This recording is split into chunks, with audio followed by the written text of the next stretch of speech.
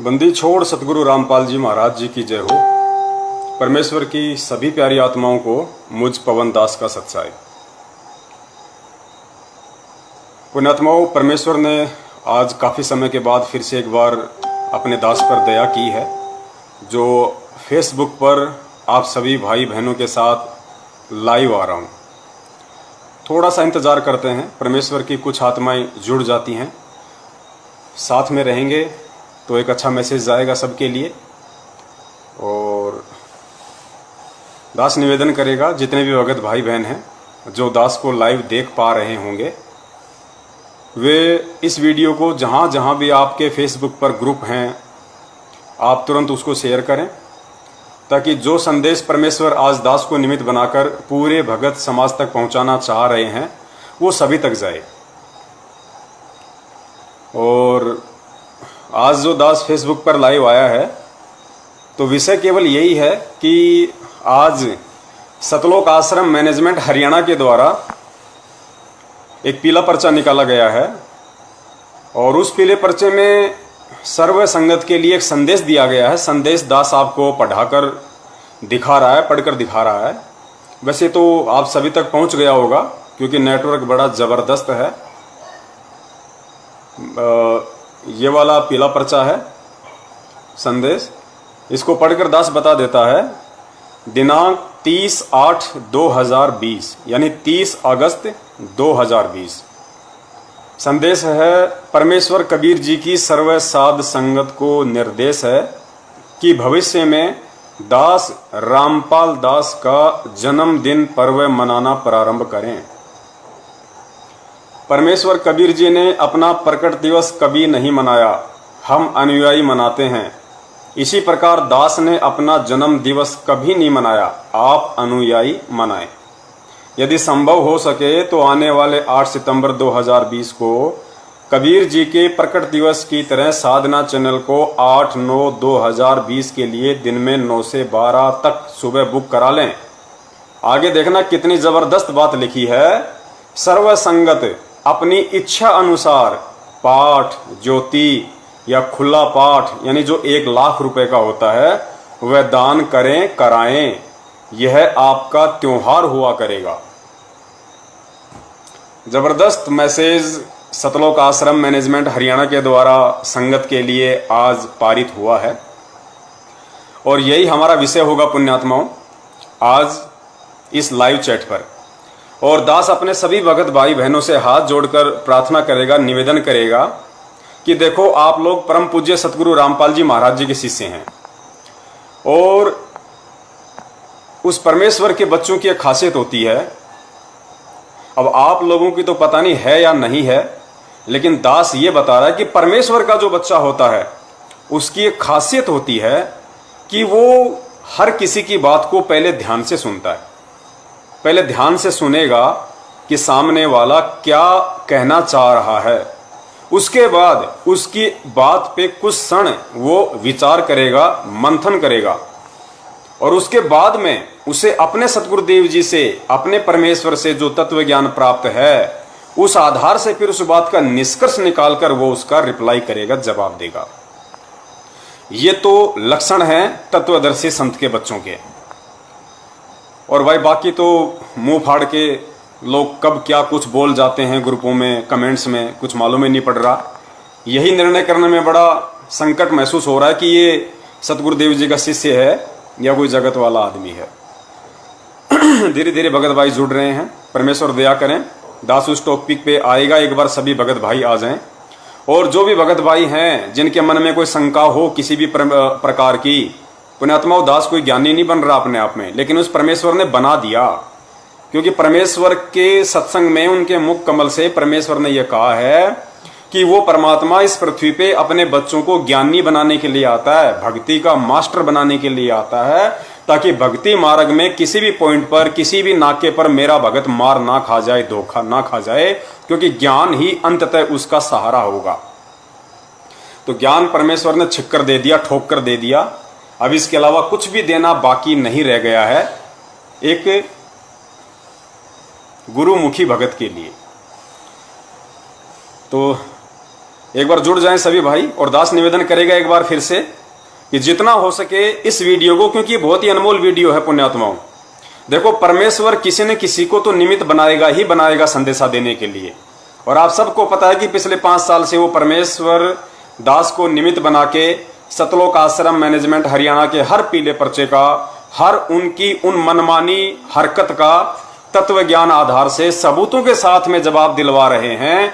और उस आधार से बहुत सारी भगत आत्माएं जो भ्रमित थी, थोड़ी बहुत कुछ शंका में थी, या जो सच्चाई से अपरिचित थी, जिनको वास्तविक घटना का पता नहीं था, वो लोग संभले मतलब गुरुजी के ज्ञान को आधार बनाकर वो भक्ति करने लगे।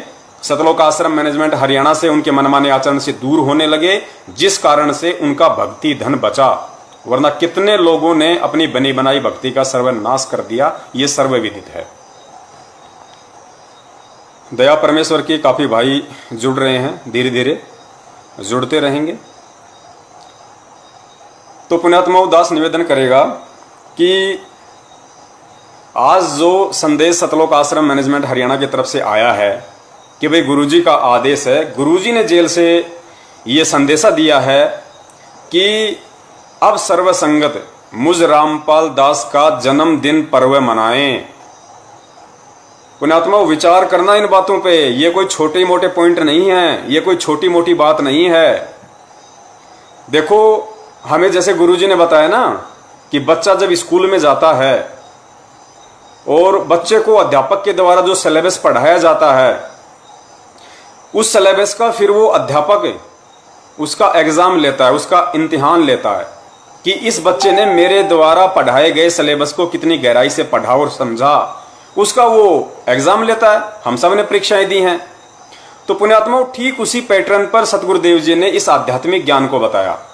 आज पूर्ण परमेश्वर कबीर साहिब जी के स्वरूप में सतगुरु रामपाल जी महाराज जी, जो 8 सितंबर 1951 के दिन भारतवर्ष की इस पवित्र भूमि पर प्रकट हैं, वो हमारे आध्यात्मिक टीचर हैं, गुरु हैं, शिक्षक हैं, अध्यापक हैं।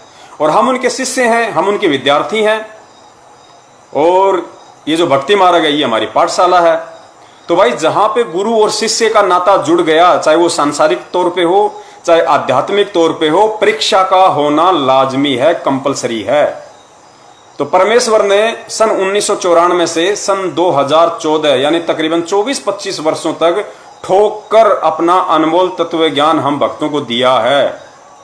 ज्ञान रूपी खीर हमें छिक कर खिलाई है। तो भाई, जाहिर सी बात है, वो परमेश्वर परीक्षा तो लेगा ही लेगा। और पुण्यात्मा, ये सतलोक जाने की परीक्षा है, ये कोई 2 टाइम की रोजी रोटी के लायक किसी को बनाने की परीक्षा नहीं है। ये सतलोक ले जाने की परीक्षा है, तो परमेश्वर ठोक कर परीक्षा भी लेगा। तो आज हम सब की परीक्षा चल रही है। बरवाला कांड 2014 के बाद क्या क्या घटनाएं संगत में घटी, किस किस तरह के कुकर्म सतलोक आश्रम मैनेजमेंट हरियाणा को निमित्त बनाकर काल भगवान ने संगत से करवाए, उनके कर्म फुड़वाए, ये परीक्षा थी सतगुरुदेव जी की तरफ से। पुण्यात्माओं, सबसे पहले तो ये विचार कर लेना कि सतगुरु की भूमिका निभाता कौन है, सतगुरु की भूमिका करता कौन है। इस पूरी पृथ्वी में, इस अखल ब्रह्मांड में सतगुरु की भूमिका स्वयं पूर्ण परमेश्वर कबीर साहिब जी ही कर सकते हैं। आपको नॉर्मल सी लग रही होगी ये बात, क्योंकि आपको पता है कि ये बातें हमेशा सतगुरुदेव जी अपने सत्संगों में बताते हैं कि परमात्मा ही इस पृथ्वी पे आके अपना सत्संग करता है, परमात्मा ही एक तत्वदर्शी संत की भूमिका निभाता है, और अपने द्वारा रची गई सृष्टि को वो परमेश्वर कबीर साहब एक संत रूप में आकर स्वयं ही बताता है। अन्य कोई उस ज्ञान की छींट तक नहीं मार सकता यहाँ पे। तो ये बातें नॉर्मल सी लग रही होंगी आपको कि भाई ये तो जाहिर सी बात है, परमात्मा ही सतगुरु की भूमिका निभाता है, यानी सतगुरु ही परमात्मा होता है। लेकिन हम मान नहीं रहे अभी कि वास्तव में जो हमारा सतगुरु है वर्तमान में, वो कबीर साहिब ही है। हम केवल जुबान से बोल रहे हैं, हृदय से नहीं मान रहे। और जब तक जुबान से बोलते रहेंगे, हृदय से नहीं मानेंगे, वो परमेश्वर हृदय रूपी गुफा में नहीं बैठेगा। गुरुजी कहते हैं ना कि गुरु, जैसे हमें वाणी सुनाते हैं परमेश्वर कि गुरु भगता मम आत्म सोई, वाके हृदय रहूं समोई। परमेश्वर स्वयं गुरु की भूमिका करता है, फिर स्वयं में कह रहा है कि गुरु भगता मम आत्म सोई, यानी जो गुरु का भगत है वही मेरी असली आत्मा होगी, उसके हृदय में मैं सदा समाया रहूंगा। अब गुरु का भगत कौन होगा? गुरु का भक्त वो होगा जो गुरु को परमेश्वर मानेगा, क्योंकि मालिक की वाणी है कि गुरु मानुष कर जानते ते नर कहिए अंध, ओए दुखी संसार में आ गए यम के फंदे। तो आज जो पीला पर्चा आया है वो इसी बात का निर्णय करेगा कि 20 लाख के आसपास की जो संगत है, सबसे पहले तो दास क्लियर कर देता है, ये जितनी भी डींग मारे जाती हैं सतलोक आश्रम मैनेजमेंट हरियाणा के द्वारा कि हमारी 2 करोड़ की संगत है, 3 करोड़ की संगत है, बड़े बड़े कोऑर्डिनेटर, स्टेट कोऑर्डिनेटर, क्योंकि उनका तो जन्मजात धंधा रहा है झूठ बोलने का। कांग्रेस की रैलियों में, बीजेपी की रैलियों में, जेजेपी की रैलियों में इन्होंने बताया कि हम सर्व संत रामपाल जी महाराज के 3 करोड़ 20 लाख शिष्य ये कर देंगे, वो कर देंगे। पुण्यात्माओं, ये सत्य का मार्ग है। इस भक्ति मार्ग में हर जगह सत्य जुड़ा हुआ है। सत साहेब, सतगुरु, सतलोक, सत भक्ति, हर चीज में सत्य है। यहाँ पे अगर सत्य नहीं होगा तो आप सतगुरु के निकट भी नहीं है। तो जब सतगुरुदेव जी बरवाला कांड के बाद में जेल गए तो 14.5 से 15 लाख की संगत थी। लास्ट एंड फाइनली इनकी पुस्तकों में लिखा हुआ है, जो इन्होंने भारतीय न्यायालय के ऊपर उस समय जो पुस्तकें छापी थी, भ्रष्ट जज कुमारक पर न्यायालय की गिरती गरिमा, ये स्वयं इन सतलोक आश्रम मैनेजमेंट हरियाणा वालों ने न्यायालय की गिरती गरिमा पुस्तक के पेज नंबर 38 पे, या फिर बरवाला कांड की घटना की सच्चाई के पुस्तक पेज नंबर 38 पे आप लोग देख लेना, इन्होंने खुद लिखा हुआ है कि 14.5 लाख की संगत है वर्तमान में। अब उसके बाद में 5-7 लाख ने और नाम दीक्षा ले ली होगी इनके नामदान केंद्रों से, तो 20 लाख हम मान के चलते हैं, इससे ज्यादा संगत नहीं है। तो ये जो संदेश है कि सतगुरु कौन है, सतगुरु की भूमिका कौन कर सकता है, इसका निर्णय आज करना पड़ेगा। गुरु जी के जेल में रहते सहते करना पड़ेगा। पुण्यात्माओं, वो परमेश्वर हिसार की छोटी जेल में बैठ के हम मूर्खों की, हम अज्ञानियों की, इस काल के 21 ब्रह्मांड रूपी इस बड़ी जेल में बैठे हम कैदियों की तत्व ज्ञान आधार से परीक्षा ले रहा है कि मैंने इनको जो ज्ञान दिया है, मैंने इनको जो ज्ञान रूपी खीर खिलाई है, उसका कितना असर हुआ है इन आत्माओं पे। सतलोक कोई बाबा का घर नहीं है। गुरुजी ने बताया ना कि बरवाला का बस स्टैंड नहीं है, सतलोक की घूमते घूमते चला जाओगे, हमारे साइकिल के 2 पेडलर हो गया, आ गया सतलोक। सतलोक ऐसे नहीं मिलेगा। सतलोक के लिए तो बहुत कुर्बानियां देनी पड़ेंगी, बहुत कुछ सहन करना पड़ेगा, बहुत कुछ अपने आप को ढालना पड़ेगा। तो आज वही है, आज वही मौका है, और बार बार सतगुरु परीक्षा ले रहा है, बार बार सतगुरु परीक्षा ले रहा है। आज जो पीला पर्चा आया है वो भी परीक्षा है। देखो, सबसे पहली जो परीक्षा थी, सबसे पहली जो परीक्षा थी बरवाला कांड के बाद में, वो थी जाट आरक्षण की सबसे पहली परीक्षा। और हम जैसे कुत्तों को निमित्त बना के, हम जैसे कुछ सत्सेवकों को निमित्त बना के उस परमपिता परमेश्वर सतगुरु रामपाल जी महाराज जी ने सैकड़ों की संख्या में ऑडियो संगत तक पहुंचाई, वीडियो संगत तक पहुंचाई, पंपलेट संगत तक पहुंचाए कि भाई ये गुरु जी का आदेश नहीं है। अरे सतगुरुदेव जी सन 1994 से ये ज्ञान दे रहे हैं, सत्संग कर रहे हैं। क्या 1994 से लेकर सन 2014 इन 26 सालों में क्या कभी किसी जाति वालों ने आरक्षण के लिए आवाज नहीं उठाई? क्या कभी धरने, रैलियां, प्रदर्शन नहीं किए? कितनी बार धरने हुए हरियाणा में, कितनी बार प्रदर्शन हुए, रैलियां हुई आरक्षण के लिए। क्या सतगुरुदेव जी ने कभी भी अपने बच्चों को यह आदेश दिया कि भाई तुम्हें जाट आरक्षण में वहां पे शामिल होना है, तुम्हें आरक्षण के लिए मांग उठानी है, हमें जाटों को आरक्षण दिलवा के रहेंगे? क्या कभी परमेश्वर ने आदेश दिए हो तो बताइए 27 साल में। तो फिर बरवाला कांड के बाद में क्या हिसार जेल में परमेश्वर अपने बच्चों से ये दोगली राजनीति करवाने के लिए गए थे? अगर नहीं तो फिर कौन करवा रहा है? उस चीज को समझना ही तो तत्व ज्ञान है। गुरुदेव कहते हैं कि तत्व ज्ञान वो होता है जिसका कोई निष्कर्ष निकले। जिस प्रकार घी होता है, घी को गर्म करके उसको छान के फिर वो जो रतन निकलता है वो फिर 50 साल तक खराब नहीं होता, वो तत्व ज्ञान है, वो घी। तो तत्व ज्ञान उसको कहते हैं जिसका कोई निष्कर्ष निकले। कितनी आत्माओं ने अपने कर्म फोड़े उस समय, हमने पक्ष कर लिया क्योंकि सरकार के साथ हरियाणा के जाटों का मुद्दा था। और ये जितने भी सतलोक आश्रम मैनेजमेंट हरियाणा वाले, ये सारे के सारे जाट जाति से हैं।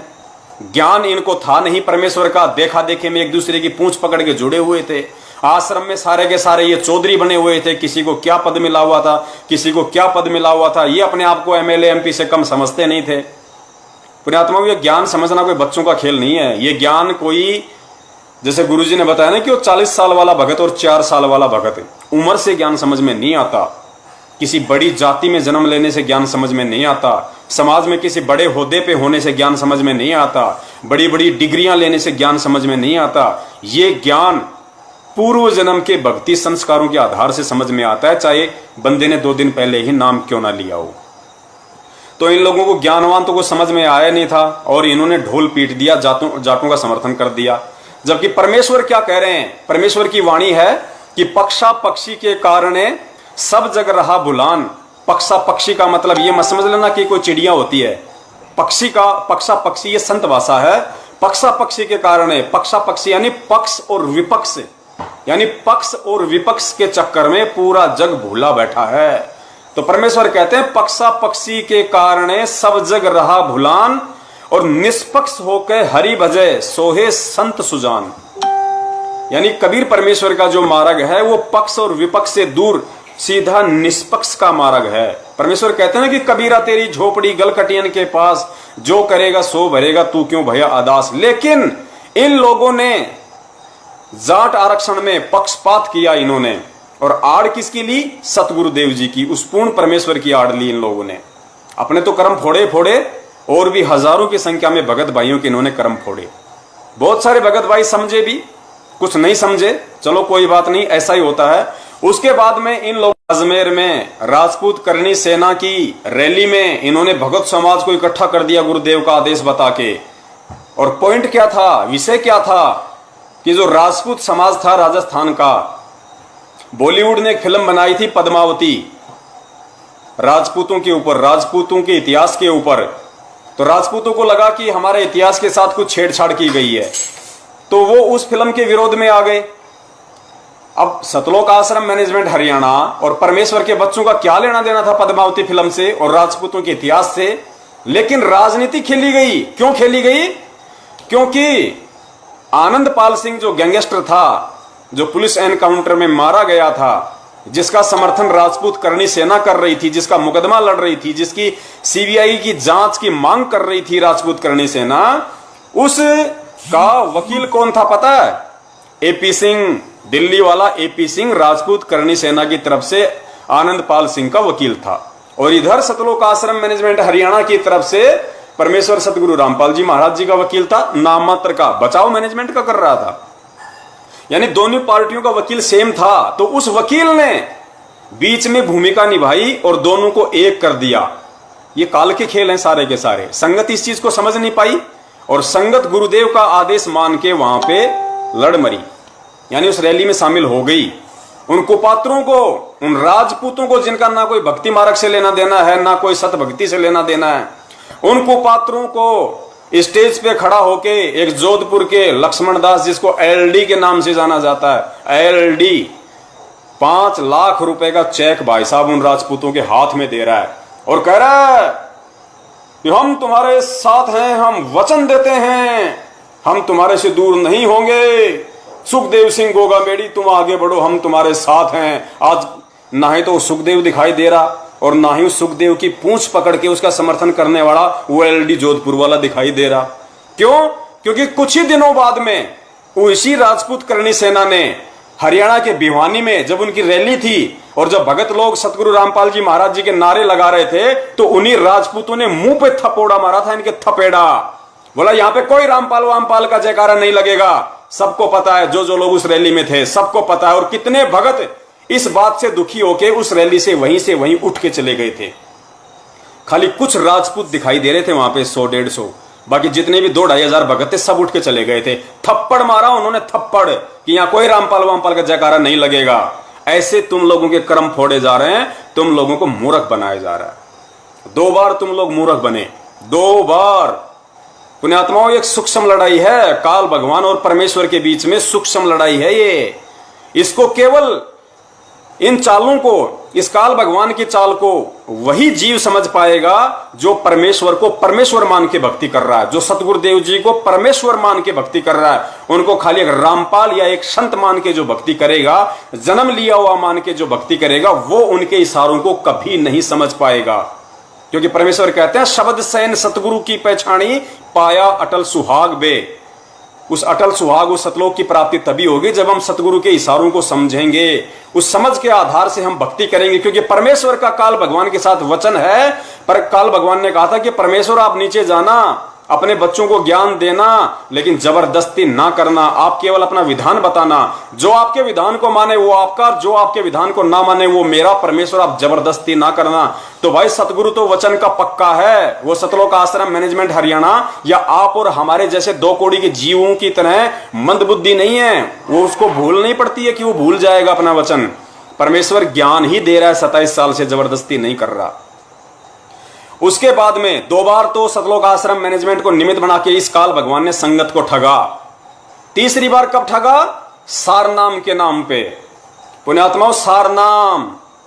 परमेश्वर यहां पे गिल्ली डंडा खेलने नहीं आता, सार नाम देने के लिए ही आता है।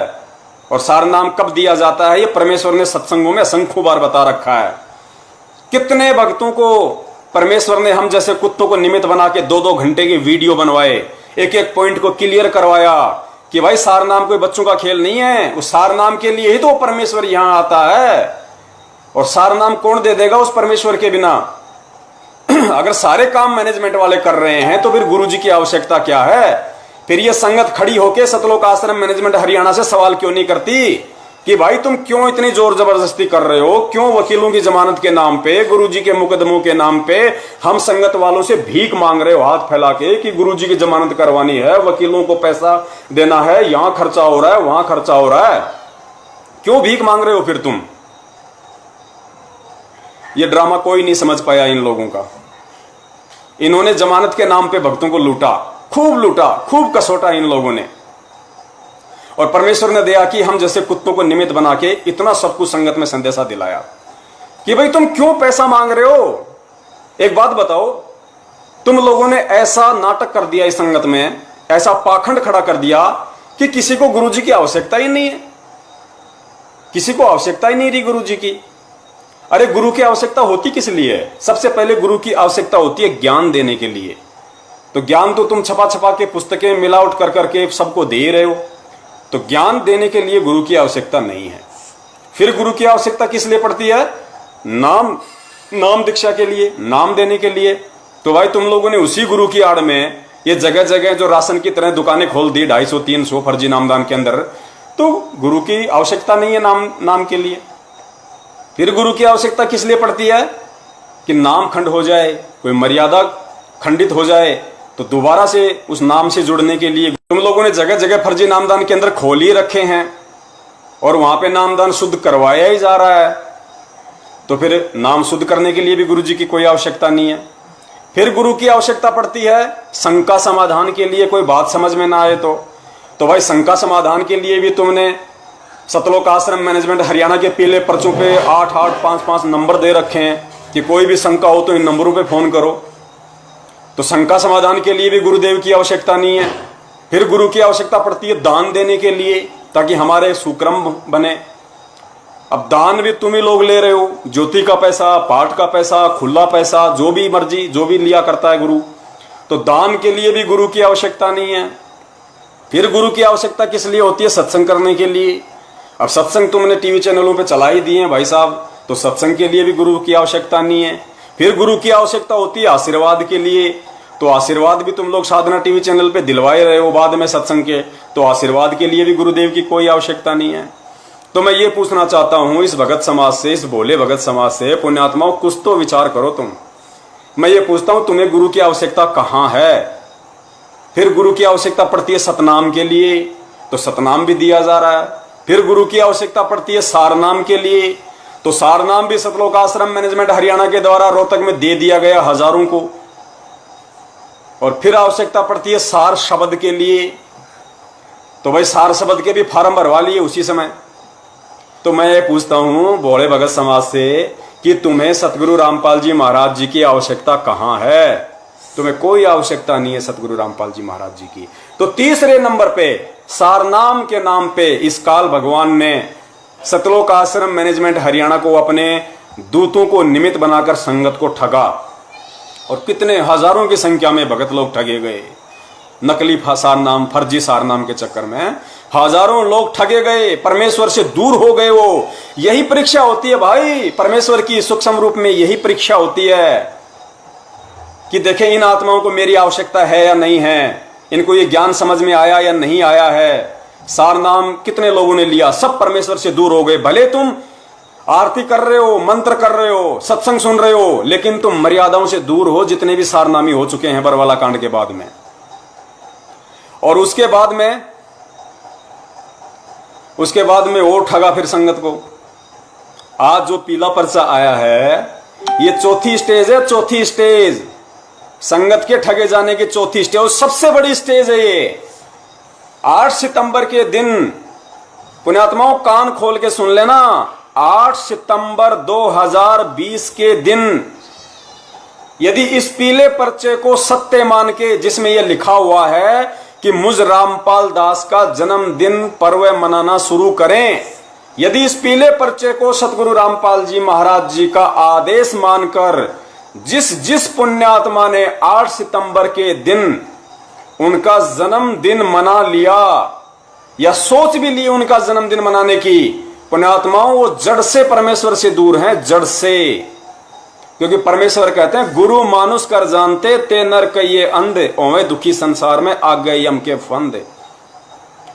जन्मदिन उसका मनाया जाता है जिसका जन्म होता है, और जन्म जीव का होता है, पीव का जन्म नहीं होता। पीव हमेशा प्रकट होता है, जन्मदिन जीव का मनाया जाता है। तुम्हें जो ये अपनी चरम दृष्टि से दिखाई दे रहा है ना कि इंद्रो माई के गर्भ से 8 सितंबर 1951 को संत रामपाल जी महाराज जी का जन्म हुआ है, ये चरम दृष्टि है। हम आध्यात्मिक जीवन में जी रहे हैं, और आध्यात्मिक जीवन में परमेश्वर के तत्व ज्ञान को आधार बना के हमें तत्व ज्ञान वाली दिव्य दृष्टि से देखना पड़ेगा। पुण्यात्माओं, सतगुरु क्या होता है? सतगुरु शब्द क्या संत रामपाल जी महाराज ने कभी कहा कि मैं सतगुरु नहीं हूं? कितनी बार कहा उन्होंने कि इस दास के अलावा, अपनी तरफ इशारा करके, अपने छाती की तरफ उंगली करके, बार बार यूं टप्पे मार मार के उन्होंने कहा कि इस दास के अलावा इस पूरी सृष्टि में पुण्यात्माओं कोई सतगुरु नहीं है। और सूक्ष्म वेद क्या कहता है कि सतगुरु की भूमिका स्वयं पूर्ण परमेश्वर कबीर साहिब ही निभा सकता है, अन्यथा उसके लोक का ज्ञान, उस सृष्टि रचना की सही सही से जानकारी देने में कोई भी समर्थ नहीं है। हम जयकारा लगाते हैं परमेश्वर का कि बंदी छोड़ सतगुरु रामपाल जी महाराज जी की जय हो। सतगुरु पुण्यात्मा, शब्द पकड़ के रखना, इसी शब्द पे चलना हमें। सतगुरु मालिक की वाणी है कि ना सतगुरु जननी जने, जाके माना बाप, पिंड ब्रह्मंड से रहित है ना वहां तीनों ताप।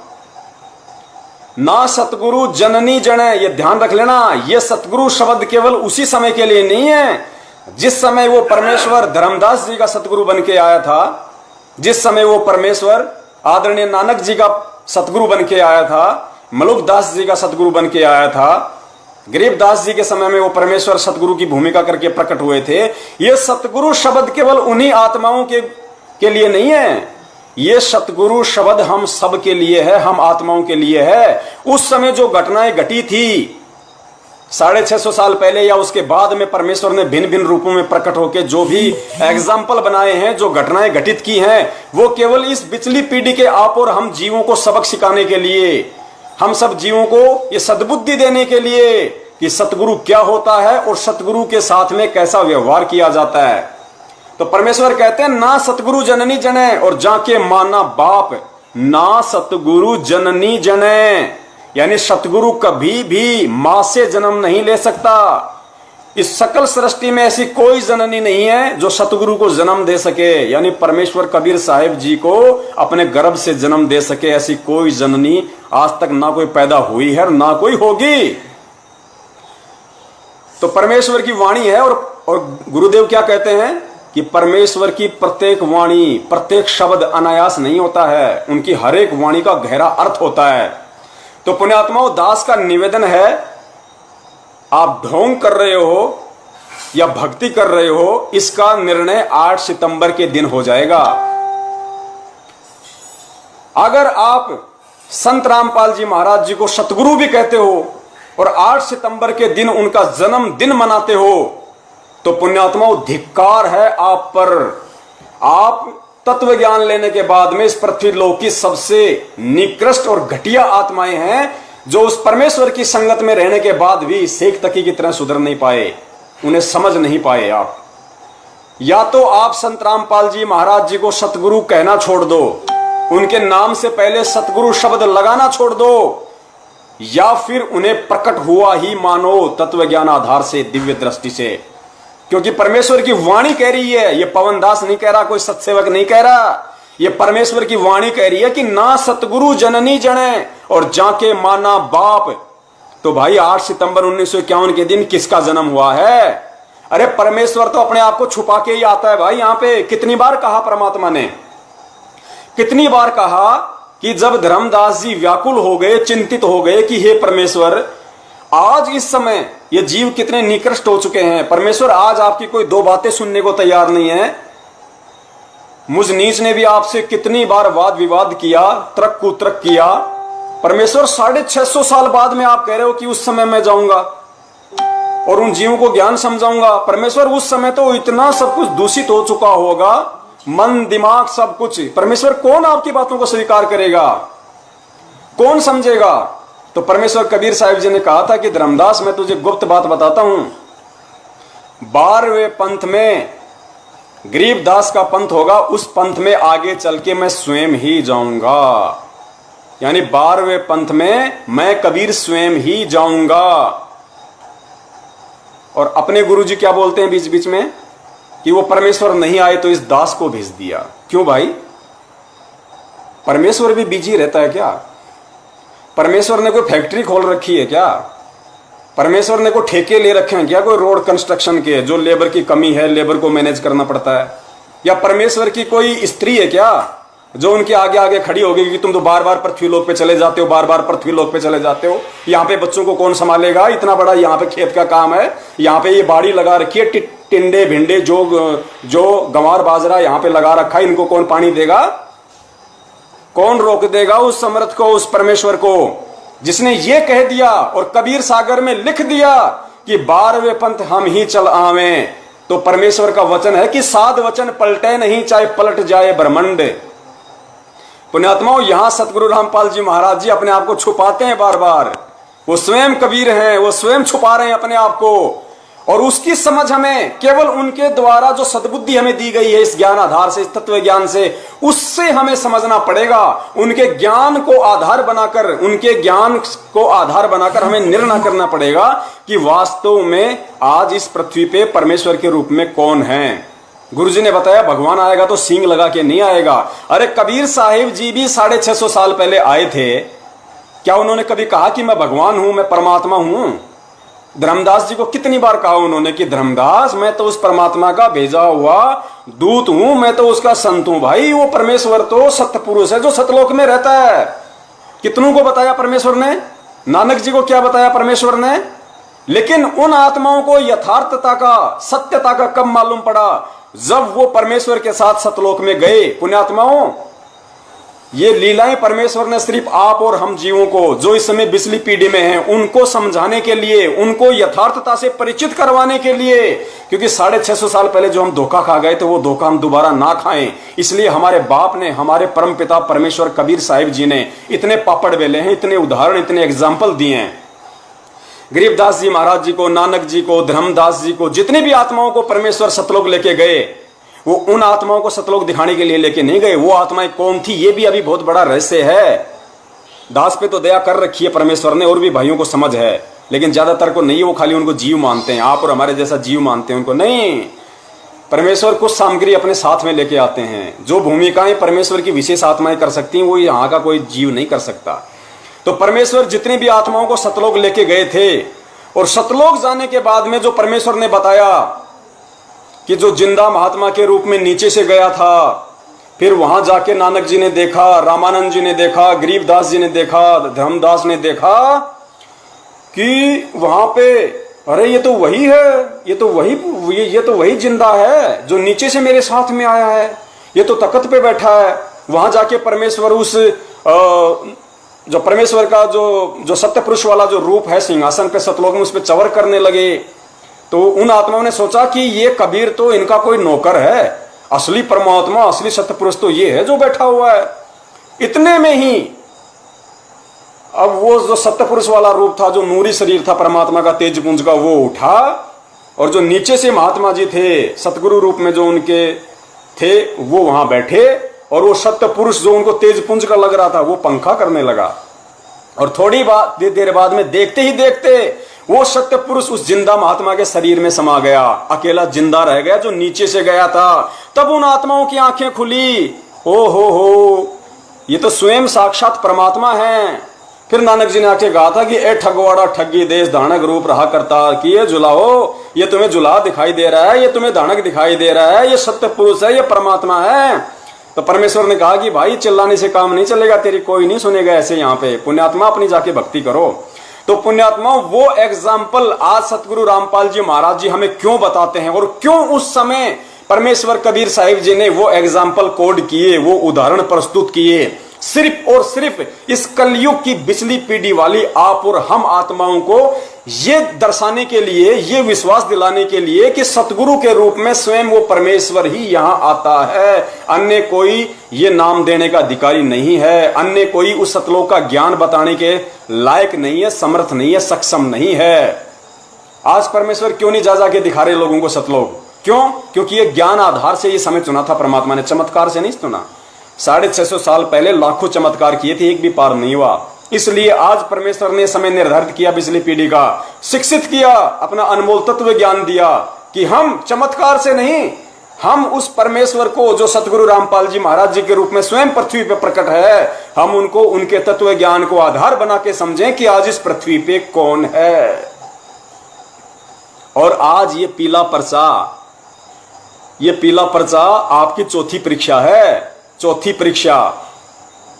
काल भगवान ने इन सतलोक आश्रम मैनेजमेंट वालों को, पुण्यात्माओं, दास पहले भी जिक्र कर चुका है, क्योंकि बहुत सारी पुण्य आत्माएं जो इस दास से जो नफरत करते हैं, इस एक भगत से जो नफरत करते हैं, ईर्ष्या करते हैं, राग द्वेष पाले बैठे हैं, गुरुद्रोही का बार बार जो कमेंट्स करते हैं। देखो, मुझे इन चीजों से कोई फर्क नहीं पड़ता, क्योंकि मैं यदि अपने परमेश्वर की नजरों में ठीक हूं तो मैनेजमेंट या सतलोक आश्रम या ओबामा मोदी खोदी कोई कुछ भी करे, मुझे उन चीजों से कोई फर्क नहीं पड़ता। मैं परमेश्वर की नजरों में सोना रहना चाहता हूं, परमेश्वर की नजरों में मैं हीरा रहना चाहता हूं। दुनिया की नजरों में मैं क्या हूं, उस चीज से मुझे कोई फर्क नहीं पड़ता। मैं पहले भी कह चुका हूं कि मेरा सतलोक आश्रम मैनेजमेंट हरियाणा से किसी प्रकार का कोई गिला शिकवा नहीं है, कोई राग द्वेष नहीं है। मैंने पहले भी कहा था, अगर सतगुरुदेव जी कह देंगे कि बेटा ये महेंद्र दास है, ये कल लेटरिंग करेगा, इसके लेटरिंग को तू शहद लगा के चाटना, मैं 4 बार चाटूंगा पुण्यात्माओं। क्यों? क्योंकि मैं महेंद्र जी से राग द्वेष पाल के नहीं बात कर रहा। मैं परमेश्वर के ज्ञान को आधार बना के कि पक्षा पक्षी के कारण सब जग रहा बुलान, निरपक्ष होके हरि बजय सोए संत सुजान। मैं उस पक्षा पक्षी, पक्ष और विपक्ष वाली भूमिका से दूर होके निष्पक्ष वाले मार्ग पे चलते हुए केवल अपने सतगुरुदेव जी के ज्ञान को आधार बना के स्वयं भी चलने की कोशिश करता हूं और अपने अन्य भाई बहनों को भी सत्यता बताने की कोशिश कर रहा हूं, अपना शिष्य धर्म निभाते हुए। क्योंकि सतगुरु के पच्चिनों पे चलना है मुझे, दुनिया के पच्चिनों पे नहीं, अपने सतगुरु के पच्चिनों पे चलना है। क्योंकि परमेश्वर कहते हैं, कीट न जाने भृंग को गुरु कर ले आप समान। तो परमेश्वर ये अनमोल ज्ञान देके अपने जैसा यदि हमें बनाना चाह रहे हैं तो हम बनने की कोशिश क्यों नहीं करते? हम क्यों उन्हीं लोगों के तलवे चाटना ज्यादा पसंद करते हैं जो परमेश्वर के विरुद्ध हैं? अरे आप सबको पता है, सतलोक आश्रम मैनेजमेंट हरियाणा का मुखिया महेंद्र, जो आज भगोड़े की भूमिका में है, देशद्रोह की धारा जिस पे 428 नंबर मुकदमा है, जो पुलिस से छुपता हुआ फिर रहा है, उस बंदे ने पूरी दुनिया के सामने 16 तारीख को ये इंटरव्यू दिया था। वहां पे जब मीडिया ने पूछा कि आप पुलिस को अंदर क्यों नहीं जाने दे रहे, यदि संत रामपाल जी महाराज जी होंगे तो उनसे पूछताछ कर लेंगे, जो भी अरेस्ट करना होगा कोर्ट के आदेश हैं, और नहीं होंगे संत रामपाल जी महाराज अंदर तो पुलिस वापस आ जाएगी। ये भक्तों को क्यों मोहरा बना रहे हो तुम यहाँ पे? क्यों इनके हाथों में डंडे फंडे अंडे देख के यहाँ बैठा रखा है? इनको बेचारों को, इन भोले भाले भक्तों को क्यों मूर्ख बना रखा है? तो संत रामपाल जी महाराज जी का यंगर ब्रदर, छोटा भाई, जो अन्य भक्तों की नजरों में ब्रह्मा जी से कम नहीं, महेंद्र, उन्होंने क्या जवाब दिया पता है? कि संत रामपाल जी महाराज जी तो आश्रम में है ही नहीं, हमने उनको स्वास्थ्य इलाज के लिए परसों ही बाहर हॉस्पिटल में शिफ्ट कर दिया। ये झूठ किसने बोली भाई? ये भगत के लक्षण है क्या? अरे वो भगत जो ये कहता है कि मुझे सत शब्द मिला हुआ है, मुझे सार शब्द मिला हुआ है, और जो संत रामपाल जी महाराज जी का भाई, जिसको समझ के लोग उसको ब्रह्मा जी की तरह पूजते हैं, अज्ञानता में, मूर्खता में, उसने सारी दुनिया के सामने झूठ बोला। वहां पे उसी दिन परमेश्वर से दूर तो पहले से था, वो दूर तो पहले से था। ये तो परमेश्वर ने आप और हम जैसे भोले भक्तों को, जो अनजाने में हम उनको देवी देवताओं से कम नहीं समझते थे, आश्रम में यदि संत रामपाल जी महाराज जी की बेटी दिखाई दे जाए, अरे भगत जी, हाँ वो देखो कौन जा रही भाई, अरे वो मंजू, जानता नहीं कौन मंजू भाई? अरे गुरु जी की बेटी, हाँ गुरु जी की बेटी, ओहो बहन जी सच साहिब, भगत जी इसको जानते हो? कौन? महेंद्र कौन? अरे गुरु जी का ओहो गुरु जी के भाई हैं, ओहो। जैसे कोई ब्रह्मा जी आ गए हो आश्रम में। पुण्यात्माओं, इस परमेश्वर के अलावा, सतगुरु रामपाल जी महाराज जी के अलावा इस पृथ्वी पे सब के सब 2 कौड़ी के जीव हैं, 2 कौड़ी के जीव। और वो 2 कौड़ी वाले जीव की औकात उन लोगों ने बरवाला कांड में दिखा दी। इन लोगों ने दिखा दी। ये शुरू से ही गुरु को परमेश्वर नहीं मानते, ये शुरू से ही उनको एक सामान्य संत मानते थे। ये केवल गुरुदेव से इसीलिए जुड़े हुए थे क्योंकि आश्रम में दान आता था। एक बात बताइए, संत रामपाल जी महाराज जी सन 1994 से नाम दीक्षा दे रहे हैं। अरे परिवार वाले 2008 के बाद क्यों जुड़े भाई?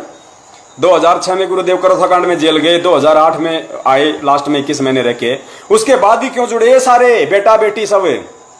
उससे पहले सन 1994 से 2008 यानी 18-20 साल में इनको संत रामपाल जी महाराज जी के अंदर परमात्मा दिखाई नहीं दे रहा था।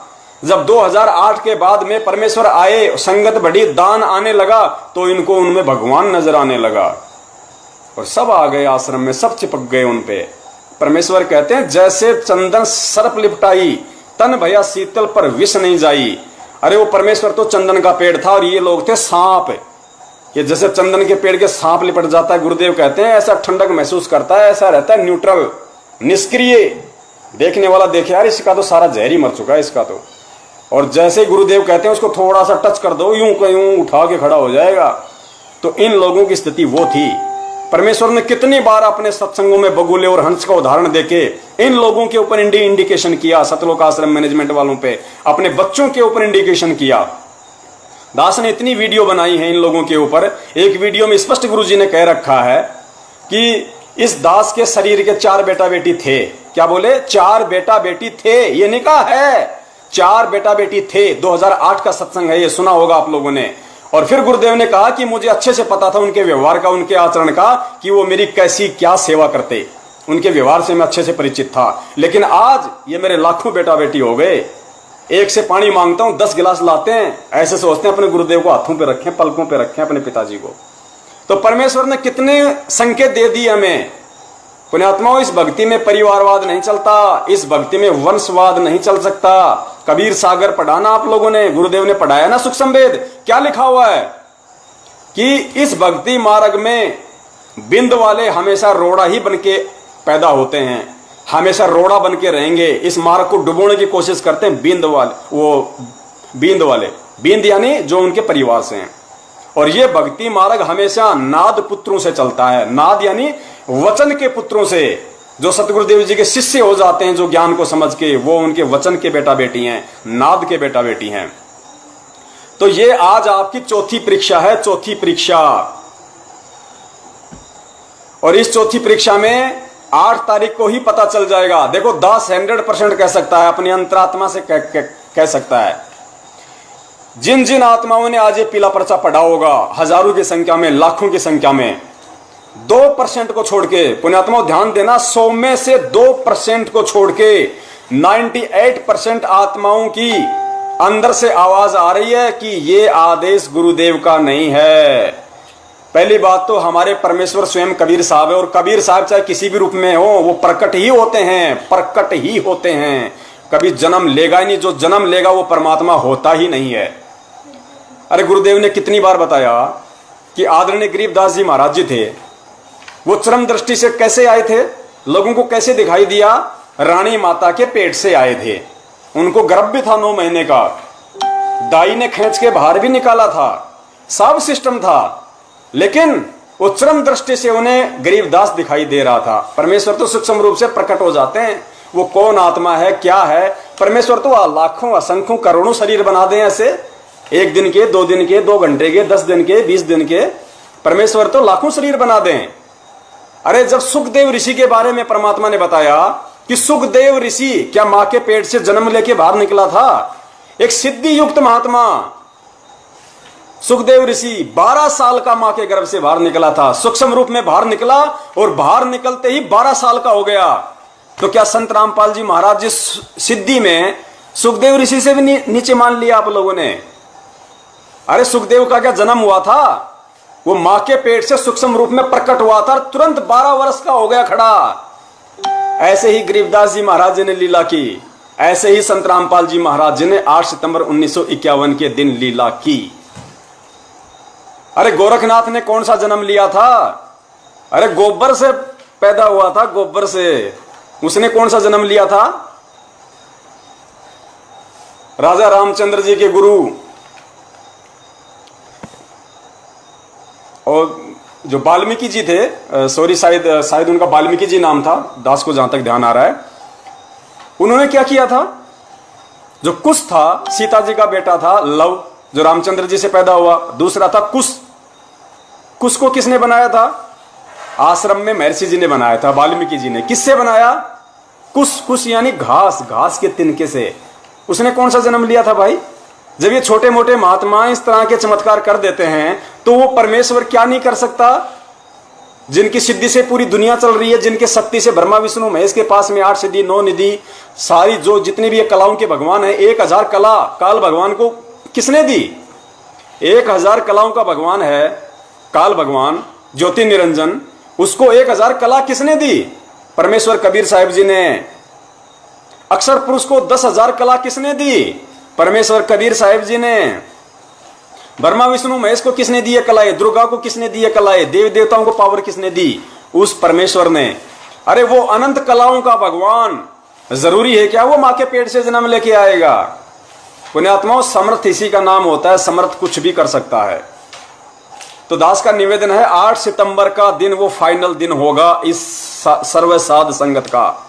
अरे हम जैसे नीचों को तो उस परमेश्वर ने पिछले साल से ही सद्बुद्धि दे दी थी।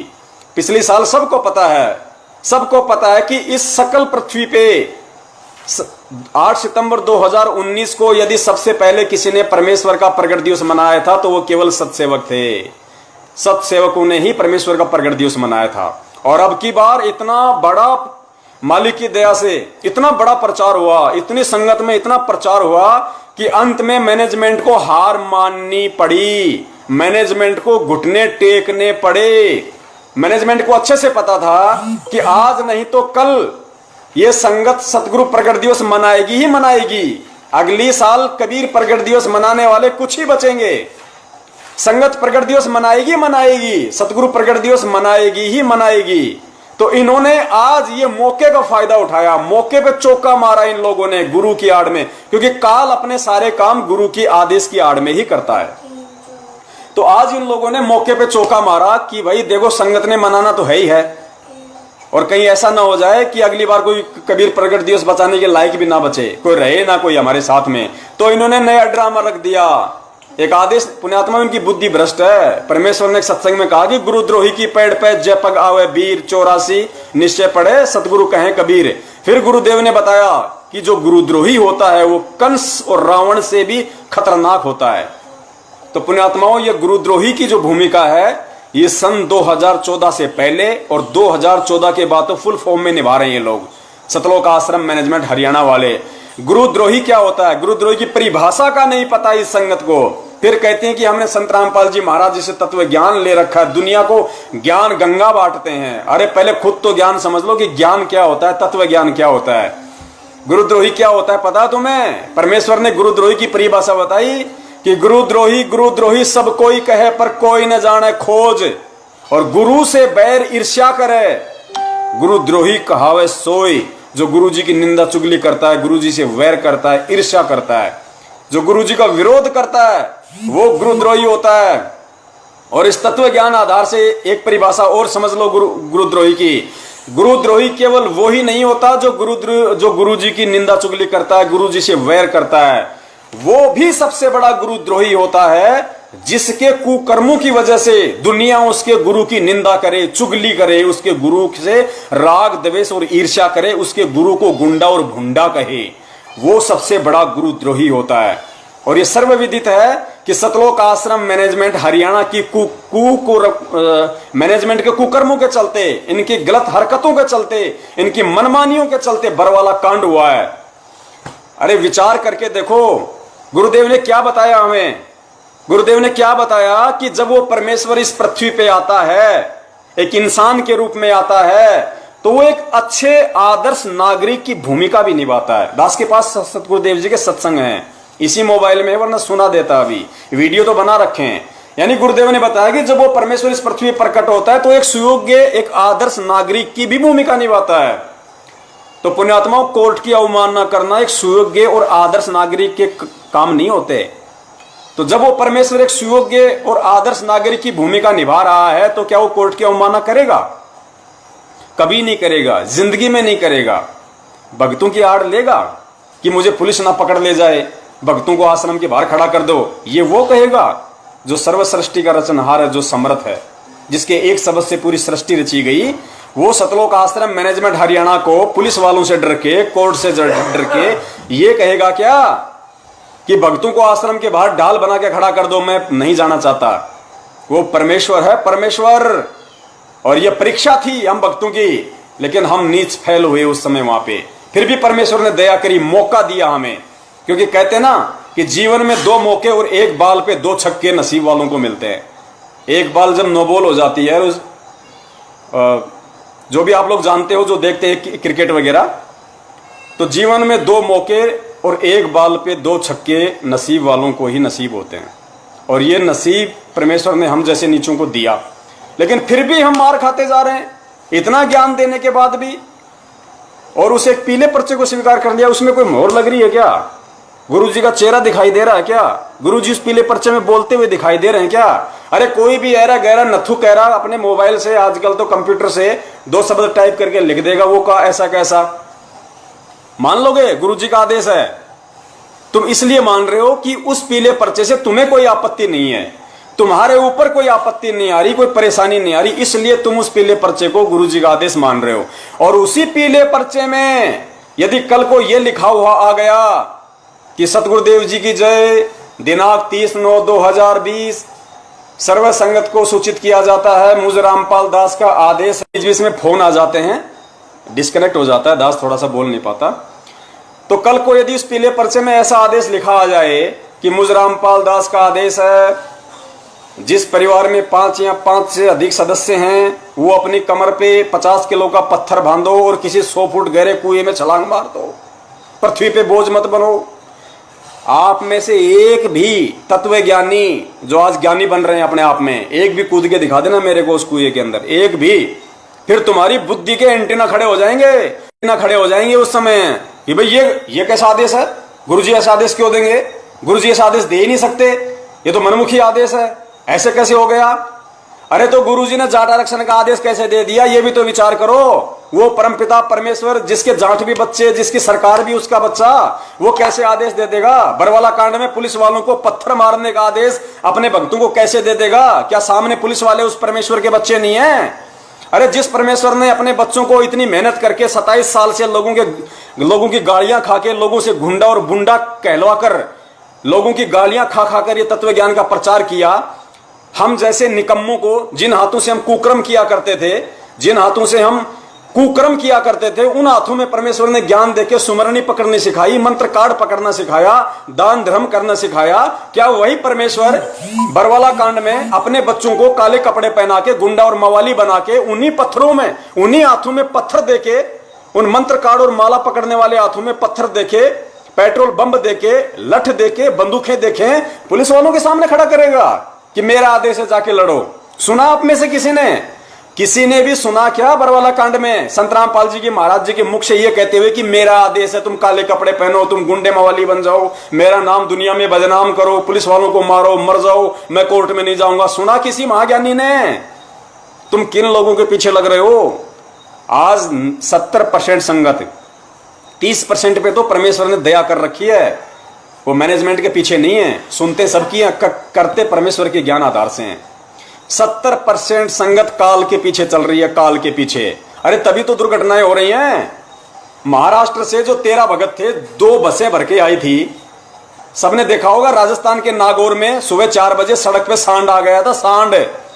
और सांड के से वो बस टकराने से वो पेड़ में जा घुसी और वहां पे 13 भक्तों की मौत हुई, 13 भक्तों की। और कितनी दर्दनाक मौत हुई है। मीडिया ने बताया कि 2-3 के तो धड़ से शीश अलग हो गए थे, किसी का हाथ अलग हो गया, किसी का पैर अलग हो गया। ये दर्दनाक मौत संत रामपाल जी महाराज जी के भक्तों की नहीं हो सकती। ये क्यों हुई? क्योंकि वो परमेश्वर की मर्यादाओं से दूर थे। अरे वो तो हिसार जा रहे थे ना गुरु दर्शनों के लिए। तो जो गुरु दर्शनों के लिए जा रहा है तो भगत जाएगा। तो भाई फिर उसके साथ ऐसा हादसा क्यों हुआ? क्यों? क्योंकि वो काल के पीछे चल रहे थे। और बाकी लोगों के साथ अभी यदि ऐसा हादसा नहीं हुआ है और वो अपने आप को गुरु भगत समझ रहे हैं तो बहुत बड़ी भूल है। क्योंकि परमेश्वर कहते हैं कि राम किसी को मारे नहीं, और मारे तो हत्यारा राम, अपने आप ही मर जाओगे तुम कर कर खोटे काम। पुण्यात्माओं, परमेश्वर कभी किसी को नहीं मारता। कंस को भी परमेश्वर ने जबरदस्ती नहीं मारा, रावण को भी परमेश्वर ने जबरदस्ती नहीं मारा। कितने मौके मिले, शिशुपाल को कितने मौके मिले, कितनी उसने गलतियां की, कितनी बार उसको चेतावनी दी गई, कितनी बार।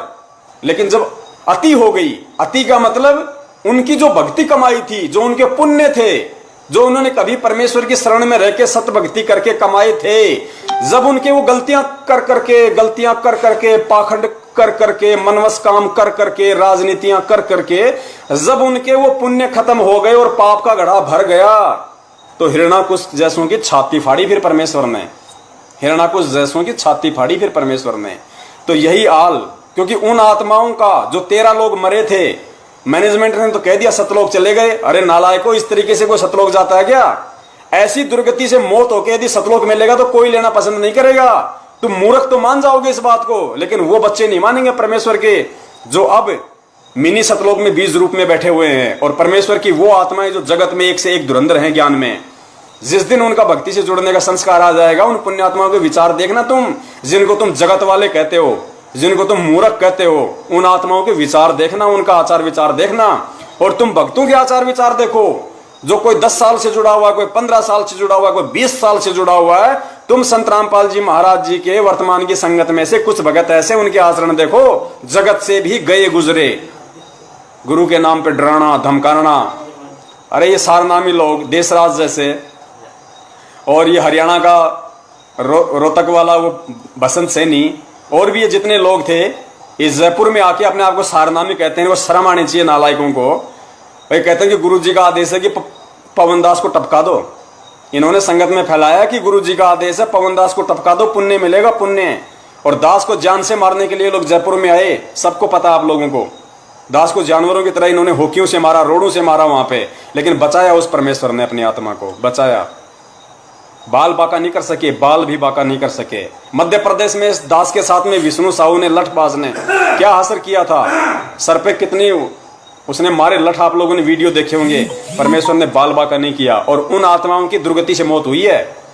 मध्य प्रदेश में जो ये कह रहा था कि लाओ मैं तलवार निकाल के लाता हूं, 6 महीने तो हॉस्पिटल में रहा, उसके बाद में दुर्गति से मौत हुई उसकी। और उसकी ऑडियो दास के पास में है, उसने खुद कहा कि हम तो महेंद्र के चक्रों में आ गए थे, हमें तो महेंद्र ने कहा था कि उसको टपका दो। पुण्यात्माओं, भक्ति को समझना हमें। मेरा किसी से कोई राग द्वेष, कोई ईर्ष्या नहीं है। दास निवेदन केवल इतना करता है कि थोड़ी देर के लिए इस पवन दास को भूल जाओ, सतलोक आश्रम मैनेजमेंट हरियाणा वालों को भूल जाओ, राग द्वेष और ईर्ष्या को भूल जाओ। केवल उस परमपिता परमेश्वर के ज्ञान को थोड़ा सा आधार बना लो कि परमेश्वर हमारे लिए क्यों पापड़ बेल रहे हैं, क्या परमेश्वर हमें समझाना चाह रहे हैं और क्या हम नहीं समझना चाह रहे, बस उस चीज को। पुण्यात्माओं, एक आत्मा के 2 पति नहीं हो सकते। गुरुजी कहते हैं ना कि वो भक्ति व्यभिचारिणी भक्ति होती है जो एक के अलावा दूसरे पे आश्रित होते हैं। जैसे सोमवार को शंकर जी मना लिया, मंगलवार को हनुमान जी मना लिया, बुधवार को गणेश जी मना लिया, बृहस्पतिवार को कोई और मना लिया, शुक्रवार को माता मना ली, शनिवार को शनि देवत्यार खड़े ही हैं, संडे को भैरू जी मना लिए। तो वो व्यभिचारिणी भक्ति है जो एक पति को छोड़ के 20 को अपना जो है कसम बनाती है। तो पुण्यात्मा, गुरुदेव ने बताया कि आत्मा और परमात्मा सिर्फ 2, आत्मा आत्मा कौन? हम जीव। और परमात्मा कौन? परमेश्वर, जो सतगुरु की भूमिका में है। तो आत्मा और परमात्मा, पुण्यात्मा, आत्मा का एक ही पति होता है, एक ही परमात्मा है। अब आप लोग बताइएगा, अब आप लोग यदि 8 सितंबर को तो संत रामपाल जी महाराज जी का जन्मदिन मनाते हो और जून के महीने में कबीर जी का प्रगट दिवस मना रहे हो, तो आपके तो 2 पति हैं, आपके तो 2-2 खसम है, 2-2 खसम। आप तो व्यभिचारिणी भक्ति में आ गए। 100 वर्ष सतगुरु की पूजा, एक दिन आन उपासी, वो अपराधी आत्मा फिर पड़े काल की फांसी। तुम्हारी हालत तो इस 70% संगत की हालत तो जो सतलोक आश्रम मैनेजमेंट हरियाणा के पीछे निपट अंधी होके भेड़ चाल में पूंछ पकड़ के देखा देखी में एक दूसरे के पीछे चल रही है, उनकी हालत तो उस बूढ़ी माई जैसी है जिसका जिक्र एक बार गुरुदेव ने सत्संग में किया था। गुरुदेव सत्संग कर रहे थे, एक राधा स्वामी से जुड़ी हुई थी, वो आई बैठी, सत्संग सुना, सारा काम किया। गुरुजी ने बोला माई समझ में आया? बोले भाई समझ में आया। बोले माई नाम ले ले? बोले माई नाम ले ले? बोले भाई ना, नाम ना लूं मैं। बोले क्यों? बोले मैंने नाम ले रखा है। बोले माई, बोले वो पूरे नहीं है, वो अधूरे हैं। तो माई ने कहा कि मैंने 6 डेढ़ा का नाम ले रखा, कोई तो पूरा पावेगा। मैंने 6 डेढ़ा का नाम ले रखा, कोई तो पूरा पावेगा। तो भाई तुम्हारे तो 2 पति हो गए, एक तो संत रामपाल जी महाराज जी हो गए तुम्हारे पति, जिन्होंने तुम्हें नाम दीक्षा दी, जिनका तुम 8 तारीख को जन्मदिन मना रहे हो जीव समझ के, क्योंकि जीव जन्म केवल जीव का होता है और जीव होता है मानुष। और परमेश्वर कहते हैं गुरु मानुष कर जानते ते नर कहिए अंध, ओवे दुखी संसार में फिर आ गए यम के फंद। तो एक तुम्हारा पति हो गया संत रामपाल जी महाराज, और दूसरा तुम्हारा पति हर जून के महीने में हो जाता है, कबीर प्रगट दिवस तुम मनाते हो 650 साल वाली फोटो का। तो तुम्हारे 2 पति हो गए, और 2 पति व्यभिचारिणी भक्ति में आते हैं, इस परमेश्वर की सत भक्ति में नहीं आती। अरे गुरुदेव ने कितनी बार कहा कि गुरु गोविंद 2 नहीं भाई, और 2 समझे वो 2 जग जाही। 2 जग यानी नरक। कितना स्पष्ट कहा परमेश्वर ने कि गुरु गोविंद 2 नहीं भाई, और 2 समझे वो 2 जग जाही। कितनी बार परमेश्वर ने स्पष्ट कर दिया कि स्वयं वो परमात्मा सतगुरु की भूमिका में आता है। अब परमेश्वर हनुमान जी की तरह को छाती फाड़ के तो दिखाएगा नहीं कि देखो मैं ही कबीर हूं, देख लो ये कबीर वाली फोटो के दर्शन कर लो। भाई ये तत्व ज्ञान फिर है क्या?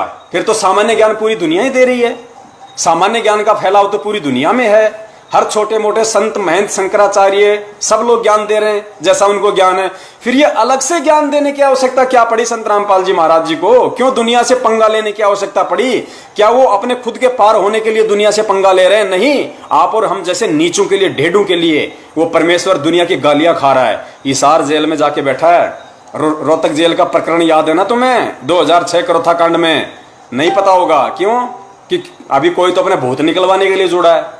किसी की भैंस दूध नहीं दे रही, किसी ने कह दिया कि हमारे गुरुजी से नाम ले ले, तेरी भैंस टकाटक दूध देगी, तो वो भैंस का दूध के लिए जुड़ गया। कि किसी की बेटी के भूत नहीं निकल रहे, कोई अपने कैंसर से दुखी है, कोई किसी चीज से दुखी है। ज्ञान से केवल 1% आत्माएं जुड़ी हैं, परमेश्वर से 1% आत्माएं। और सबसे ज्यादा निपट अंधे वो लोग हैं जो 1994 से गुरुदेव से जुड़े हुए हैं।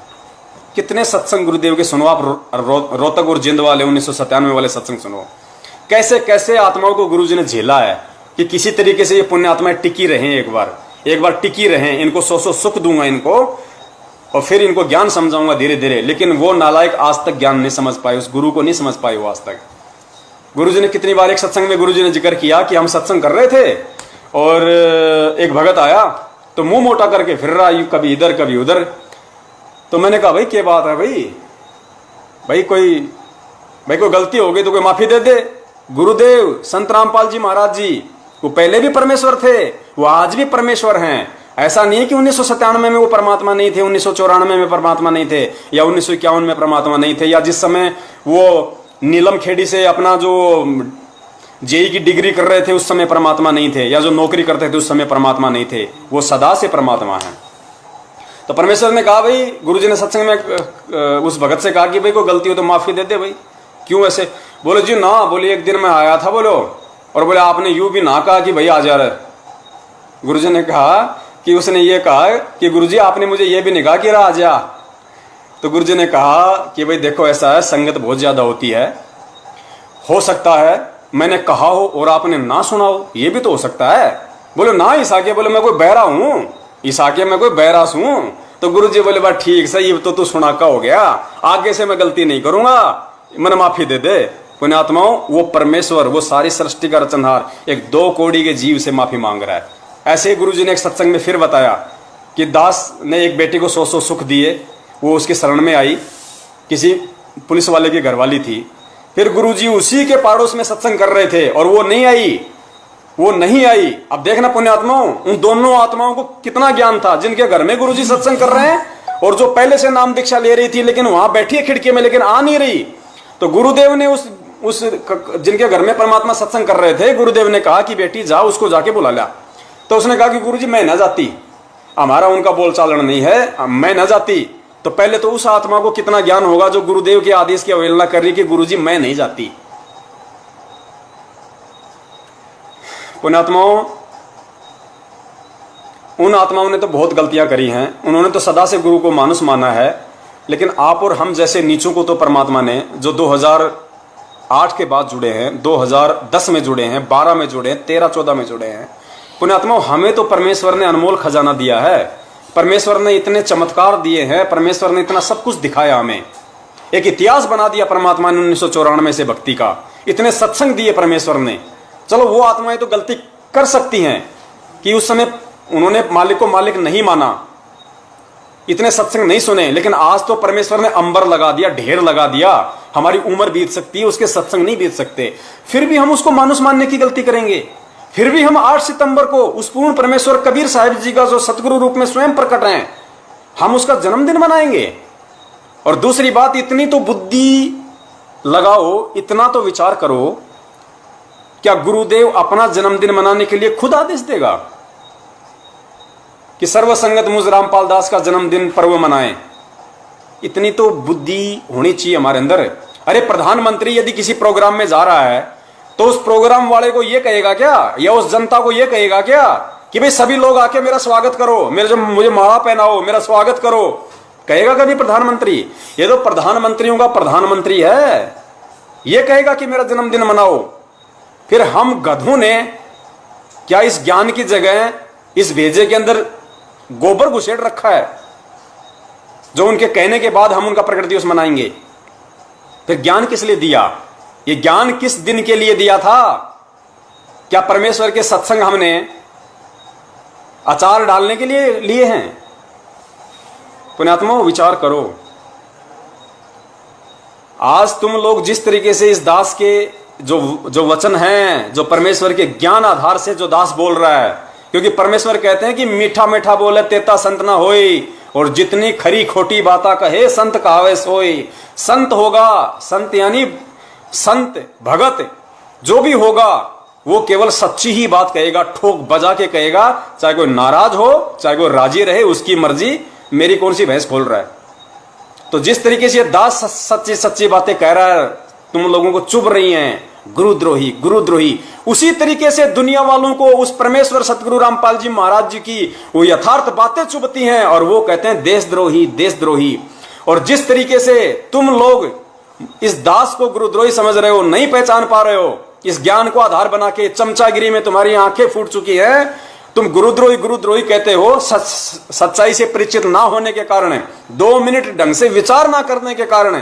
वही हालत उन दुनिया वालों की है जो परमेश्वर के सत्संग को सुनते नहीं, उनकी बातों पे तो विचार विमर्श करते नहीं, और देखा देखी में गुरुद्रोही है, रामपाल गुंडा है, रामपाल भुंडा है। तो मैं ये पूछना चाहता हूं कि उन दुनिया वालों में और तुम ज्ञान लेके परमेश्वर के भगत कहलाने वालों में क्या अंतर है?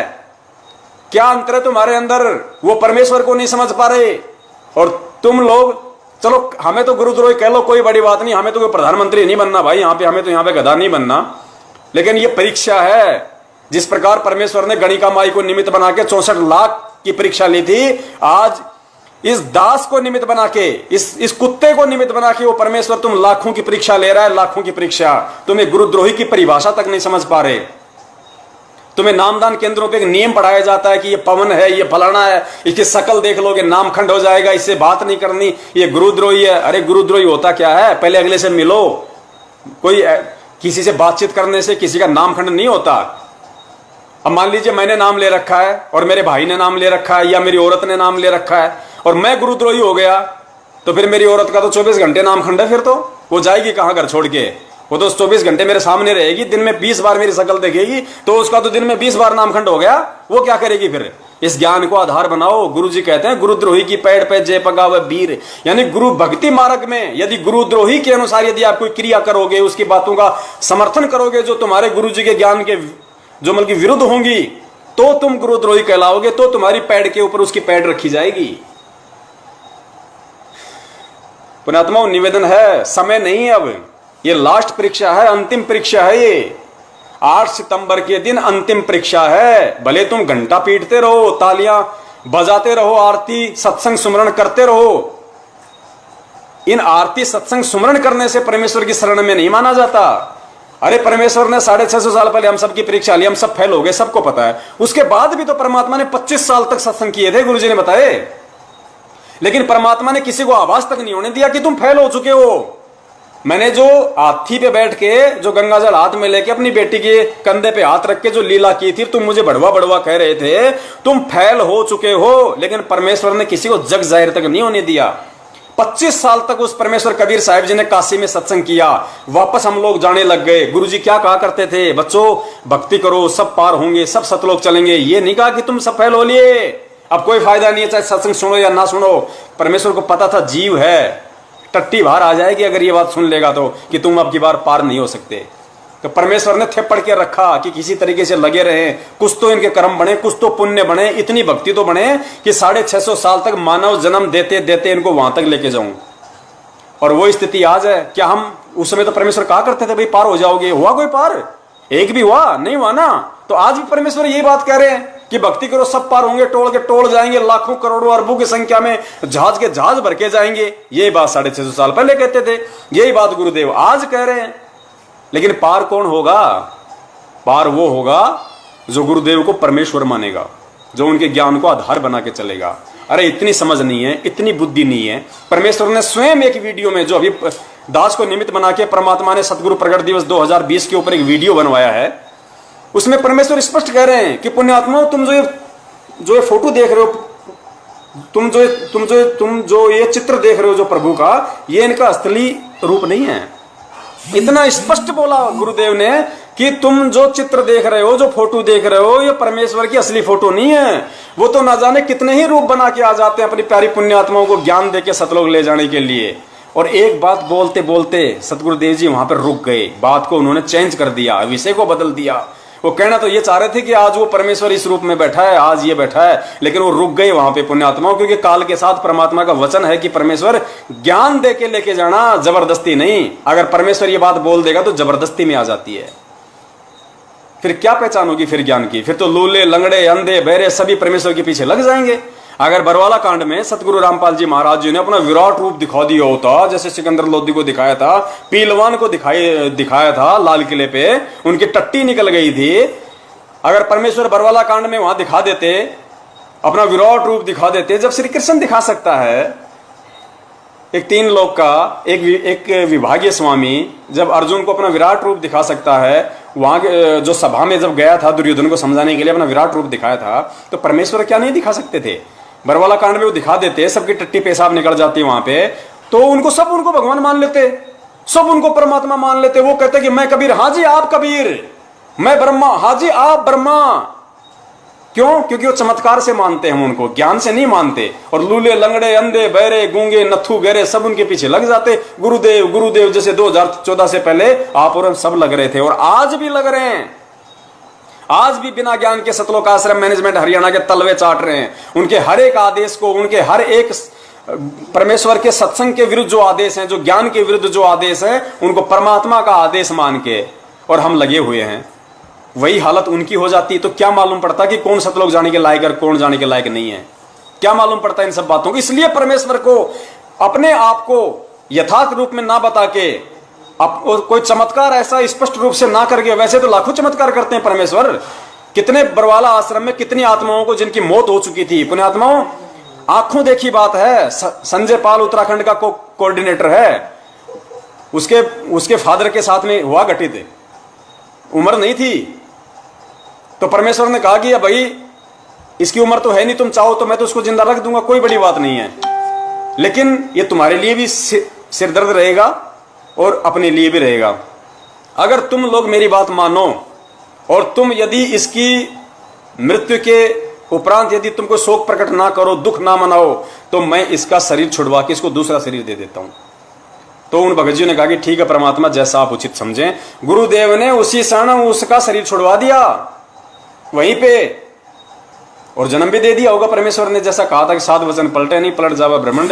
तो पुण्यात्माओं, ये परमेश्वर है, परमेश्वर ये वही भूमिका करेगा जो भूमिका इन्होंने 650 साल पहले काशी में की थी, अपने आप को छुपाते हुए ज्ञान प्रचार करने की। इनको केवल ज्ञान से पहचाना जाएगा। गुरुदेव पढ़ाते हैं ना हमें गीता में, काल भगवान ने श्री कृष्ण रूप में अर्जुन को क्या था कि अर्जुन, यदि तुझे मोक्ष चाहिए, उस सतलोक की प्राप्ति चाहिए, तो किसी तत्वदर्शी संत की खोज कर ले, उसके बिना तेरा मोक्ष नहीं हो सकता। तो अर्जुन ने कहा कि परमात्मा वो तत्वदर्शी संत कहाँ मिले, कैसे मिले? तो उसने कहा कि उसकी पहचान भाई आडंबर से नहीं होगी, दाढ़ी मूंछ तिलक छापा कंठी माला चोटी मोटी मुंडित खंडित इन सब से नहीं होगी। उसकी पहचान सिर्फ ज्ञान से होगी। ज्ञान से पहचान होगी कि वो परमेश्वर कौन है, वो तत्वदर्शी संत कौन है। बाह्य आडंबर से पहचान नहीं होगी। तो पुण्यात्माओं, आज सतगुरु रामपाल जी महाराज जी किस वेश में हैं? आप अपने पड़ोसी को कहो कि आज भगवान आए हुए हैं, आपका सिर फोड़ देगा 2 मिनट में, और आपको समझ में आ गया कि हाँ भाई हमारे गुरुदेव भगवान है। हिसार जेल में जाके पुलिस वालों को कहो, वहां पे सिक्योरिटी गार्ड वालों को कि ये भगवान है, सारी सृष्टि का रचनाहार है, 2 डंडे मारेंगे पीछे पैंट फटेगी, घर पे भगोगे। लेकिन आप लोगों को समझ में आ गया, मुझे समझ में आ गया। कैसे? ज्ञान से। तो परमेश्वर की पहचान केवल ज्ञान से होती है। तो पुण्यात्माओं, ये परीक्षा है। सतगुरु सब देख रहा है, ऐसा नहीं है कि उनको पता नहीं है कि बाहर क्या हो रहा है। बच्चा नहीं है, बच्चा वो कौन जेल में बैठा है? ये तो आप और हमारी भ्रमणा है कि जेल में बैठा हुआ है। परमेश्वर जेल में बैठ जाएगा तो सृष्टि कौन चलाएगा बड़े भैया? उसके तो अनंत रूप हैं। जब काल भगवान 1000 रूप बना सकता है, अक्षर पुरुष 10,000 रूप बना सकता है, तो वो अखिल ब्रह्मांड का स्वामी, असंख्य कलाओं का स्वामी क्या नहीं कर सकता? वो तो हर एक जीव के साथ में करोड़ करोड़ रूप बना के प्रकट हो सकता है, बैठ सकता है। सबकी हृदय रूपी गुफा में बैठा हुआ है। वो कहां जेल में है? ये जेल तो उन अज्ञानियों के लिए जो उनको समझ नहीं रहे, जो वहां पे जा जाके दंडवत कर रहे हैं, वो अज्ञानी हैं। अरे अगर हिसार जेल के आगे जाने से, माथा रगड़ने से, नाक रगड़ने से अगर भगवान मिलेगा, तो अपने घर पे क्या दीवारों के सामने रोजाना तुम दंडवत करते हो, आरती करते हो? या हिसार जाने से ज्यादा भाव बनेंगे? पीला पर्चा आ गया, यदि 6 महीने में कोई हिसार तारीख पे नहीं जाएगा, हिसार नंबर जेल 2 के आगे गुरुजी को दंडवत नहीं करेगा, तो उसका नाम खंड। पीला पर्चा आ गया, सब लोग मूर्ख बन गए, डर गए, सहम गए, ओहो नाम खंड हो जाएगा। अरे तो भाई साहब, आपसे मैं निवेदन करता हूं, यदि 6 महीने में कोई हिसार तारीख पे हिसार जेल नंबर 2 के आगे जाके नाक रही नेड़ा, दंडवत प्रणाम नहीं किया, और यदि उसका नाम खंड हो जाता है, तो संत रामपाल जी महाराज जी का भाई महेंद्र, संत रामपाल जी महाराज जी का जो सांसारिक रूप में जिसे हम कहते हैं उनका दामाद है, मंजू का पति, संत रामपाल जी महाराज जी का छोटा लड़का मनोज, जो भगोड़े हैं तीनों, अरे वो तो कभी गए नहीं हिसार नंबर जेल 2 के आगे नाक रगड़ने के लिए। आज 6 साल हो गई, तो उनका नाम खंड नहीं हुआ क्या? उनका नाम कोई स्टील का है क्या? जो आपका खंड हो जाता है उनका नहीं होता, तुम्हारा होता है। क्यों? क्योंकि तुम मूर्ख हो। एक व्यक्ति ने किसी को बताया कि भाई साहब तूने मुझे चूतिया क्यों बनाया? बोलो और क्या, मैं तेरे को जिला कलेक्टर बनाऊं? जिस चीज के लायक था वो मैंने तेरे को बना दिया। तो संगत जिस चीज के लायक है, मैनेजमेंट उसको बना रहा है और बनाता रहेगा। कब तक? जब तक तुम परमेश्वर के ज्ञान को आधार बना के इस भक्ति मार्ग पे कदम रखकर चलना नहीं सीखोगे। चाहे आज चल लो, चाहे किसी और दिन चल लेना। तो दास का निवेदन है, कहने को तो पुण्यात्माओं दास को परमेश्वर ने इतनी सद्बुद्धि, इतने शब्द दे रखे हैं कि दास 4 दिन बोलता रहेगा, अब सबकी बैटरी डिस हो जाएगी, कोई फायदा नहीं है। परमेश्वर कहते हैं ज्ञान का और घाम का चमका सा होता है। ज्ञान का और घाम का चमका सा होता है। घाम यानी धूप, सूरज की रोशनी, और ज्ञान परमेश्वर का तत्व ज्ञान। गुरु जी कहते हैं ना, एक चोट सिधारिया जिन्हें मिलन दी आस। और भाई भैंस के आगे तो पर डमरू और बीन बजाने की आवश्यकता है ही नहीं, उसको तो चाहे कितने बीन बजा लो, वो तो समझने वाली है ही नहीं। तो दास का निवेदन है, ये जो पीला पर्चा जो आया है, ये काल भगवान की तरफ से है। आप लोगों को मूर्ख बनाया जा रहा है। अरे मुझे अपने गुरुदेव पे विश्वास है, मुझे अपने पिता की भाषा समझ में आती है। गुरु जी कहते हैं कोयल का बच्चा तो कोयल की भाषा समझेगा, जो कव्वे का होता है कव्वे की भाषा समझेगा। मैं पवन दास इस पूरी संगत के सामने कह रहा हूं कि ये जो आदेश आया है, जो आज 30/9/2020 को कि मुझ रामपाल दास का जन्मदिन पर्व मनाया जाए, ज्योति पाठ दान किया जाए, ये आदेश मुझ पवन दास के परम पूज्य सतगुरु रामपाल जी महाराज जी का नहीं, बल्कि किसी गधे का है, गधे का। ये मैं इतने दावे के साथ और इतने कॉन्फिडेंस के साथ कह रहा हूं कि मैं कोयल का बच्चा हूं, मुझे कोयल की भाषा समझ में आती है। मुझे सतलोक आश्रम मैनेजमेंट रूपी जो कौवा है उसके पीछे नहीं चलना, मुझे परमेश्वर के पीछे चलना है। मुझे मुक्ति मुझे मेरा परमेश्वर देगा, मुझे सद्बुद्धि वो दे रहा है, भक्ति मार्ग पे मुझे वो लेके आया, आगे भी मुझे वो चलाएगा। और यार बैटरी डिस हो गई यार, और थोड़ी सी बची ना, थोड़ी सी बची थी, अब शुरू से बनानी पड़ेगी। देख लगाना भाई जो गुरु बचन पे डट गे रे कट गे फंद 84 के। भाई जो गुरु बचन पे डट गे रे कट गे फंद 84 के।